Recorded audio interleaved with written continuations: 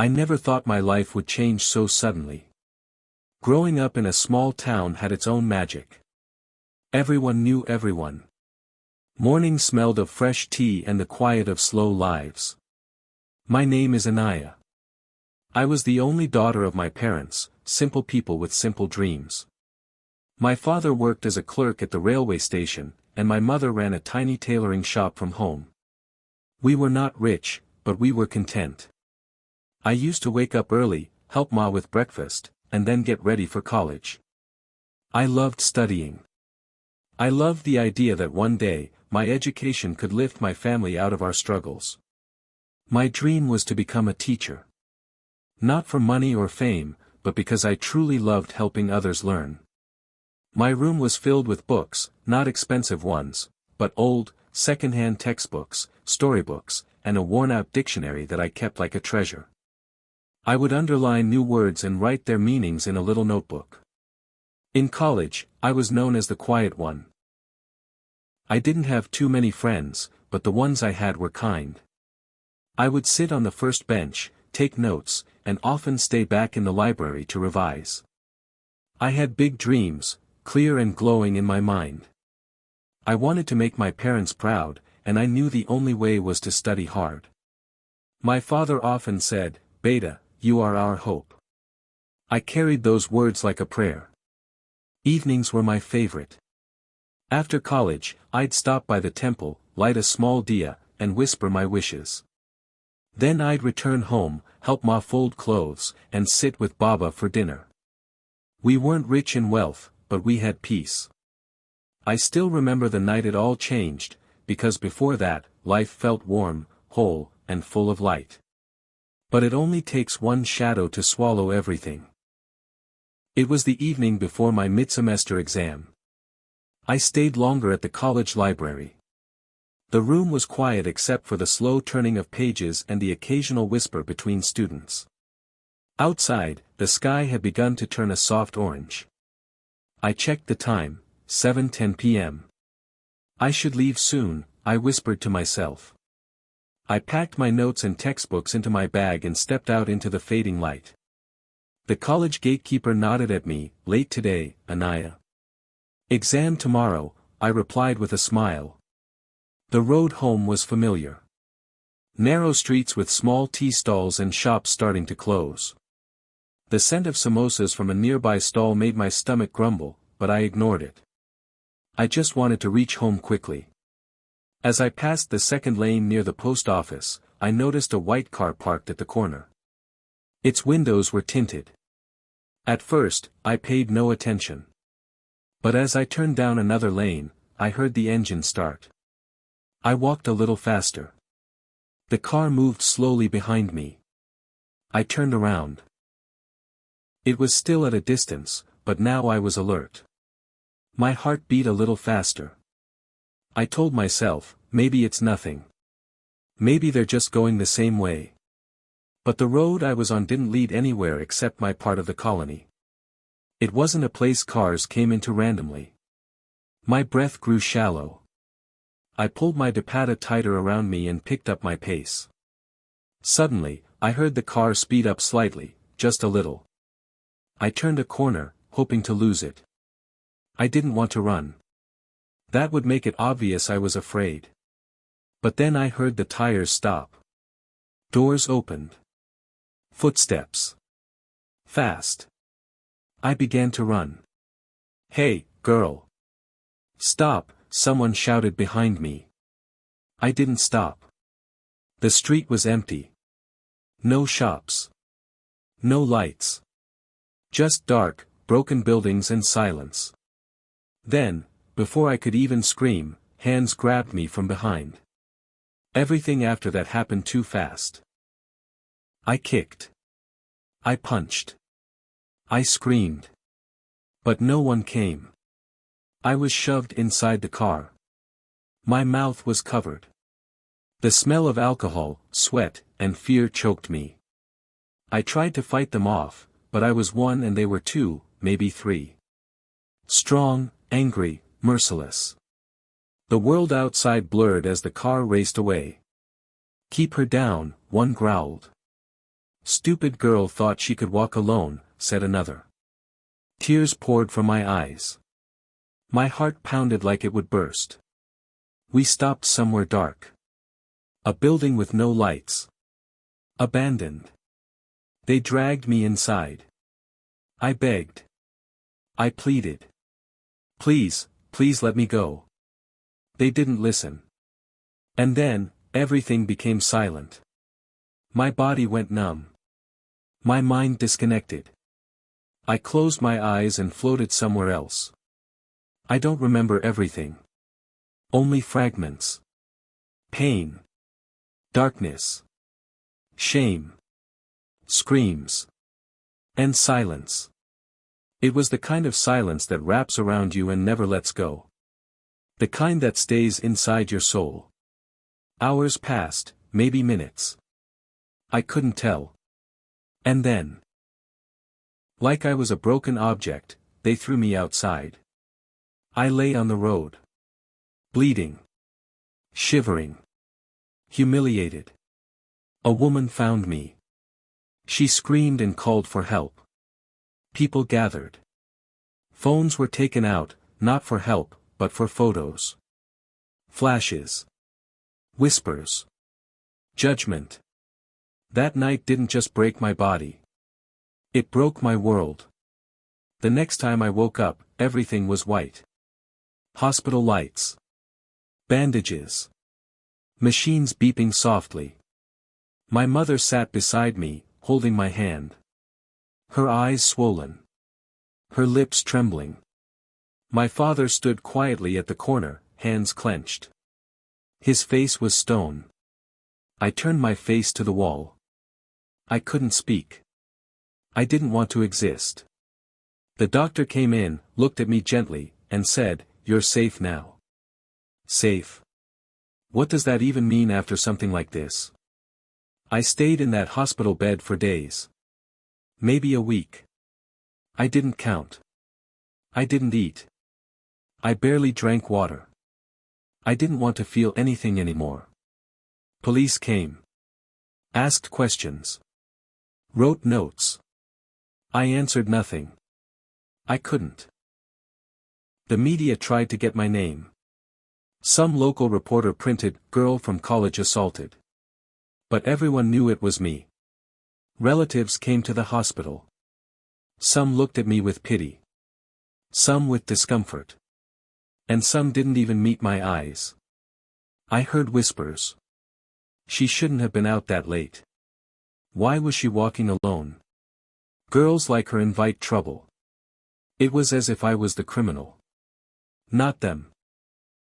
I came home, but I wasn't the same. Neither was the world around me. The neighbors who used to smile now closed their doors quietly when I passed. My friend Sonia didn't call anymore. Even the grocer avoided eye contact when my mother went shopping. People spoke in hushed voices behind my back. One aunt whispered to my father, "She should get married quickly, before her name is completely ruined." Ruined? What about the men who did this? Were their names ruined? They were roaming free. Because I couldn't give a proper statement. I didn't have the courage to see their faces again. Some said I made it up for attention. Some said it was my fault for not dressing decently enough. I had worn a simple salwar suit. I always did. But none of that mattered. Because for the world, it's easier to blame a broken girl than accept that monsters live among them. I stopped attending college. I couldn't sit in a classroom anymore. Couldn't hear the sound of laughter or announcements. The thought of walking down those halls made me nauseous. I stayed in my room most of the time. Curtains drawn. Lights off. I stopped writing. I stopped reading. I stopped speaking. My books gathered dust. My dreams turned to ashes. My father tried to encourage me. "We can start over," he said gently. "Maybe next year." I nodded, but we both knew I wouldn't. My mother barely left my side. She cooked my favorite meals. Tried to make me laugh. But every time I looked into her eyes, all I saw was pain, guilt for something that wasn't her fault. The hardest part wasn't the pain. It was the silence. The silence in my home. In my heart. In the world that once cheered for me. Some nights, I would sit on the floor, hugging my knees, whispering to myself. Why me? What did I do wrong? Will I ever be normal again? No answers ever came. And slowly, I stopped asking. The girl who once had a future full of colors now saw everything in gray. Everything I believed in, kindness, safety, dreams, was shattered. And that's where it ends, for now. Months had passed. Or maybe it was longer. Time had no meaning in my small room, filled with shadows and silence. But one morning, as sunlight crept through the curtains, something strange happened. A drop of light fell on a dusty box in the corner. It was a box filled with old childhood things, photos, greeting cards, and notebooks. I pulled it out with weak hands and slowly opened it. There it was. My childhood diary. Brown cover, pages curled with time. On the first page, in tiny handwriting, I had written. One day, I'll become a teacher and make the world a better place. My hands trembled as I read those words. Tears fell on the page. I was not that girl anymore. But something stirred inside me. I took a pen, turned to a fresh page, and began writing. I don't know if I'll ever be okay again. But I need to survive. If not for me, then for the little girl who believed in magic. That was the first time in months I wrote something. Not for anyone else, just for me. It didn't solve everything. But it was a beginning. Writing became my therapy. Every night, I poured my thoughts into that diary. My anger.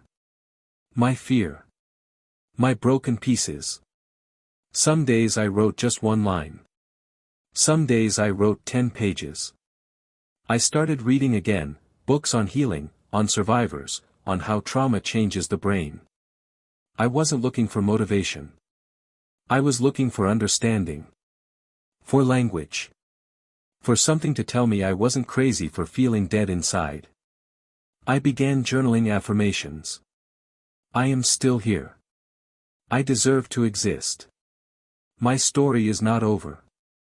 One night, while reading on my old phone, I found a blog written by a girl who had survived something like me. Her words weren't perfect. They were raw, painful, honest.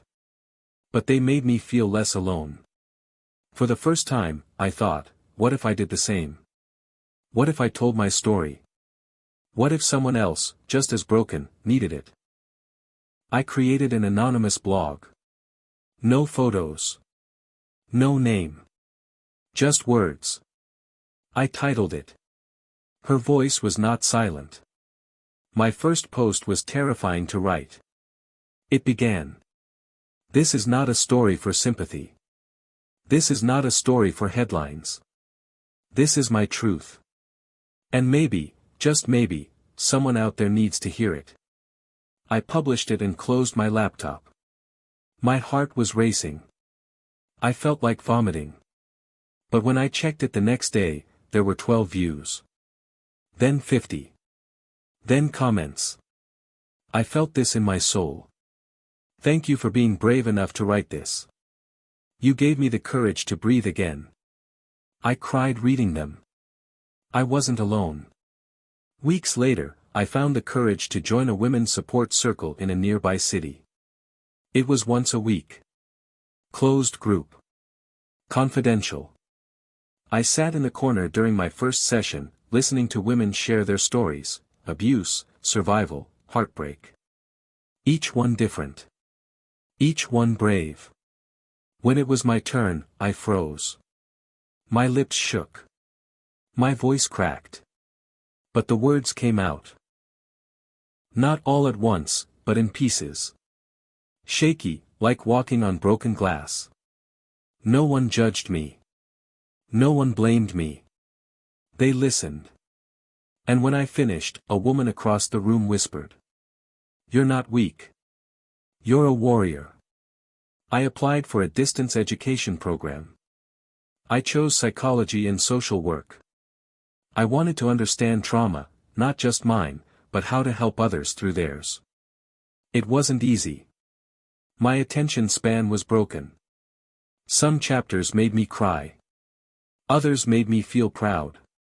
I started helping in the support circle, organizing sessions, guiding new girls, listening like someone once listened to me. Bit by bit, I felt like I was building a new version of myself. Not the old Anaya. Not the shattered one. But someone in between. Someone learning to live again. One day, I was invited to speak at a college seminar on gender-based violence. I hesitated. I wasn't ready to stand on stage. I still had nightmares.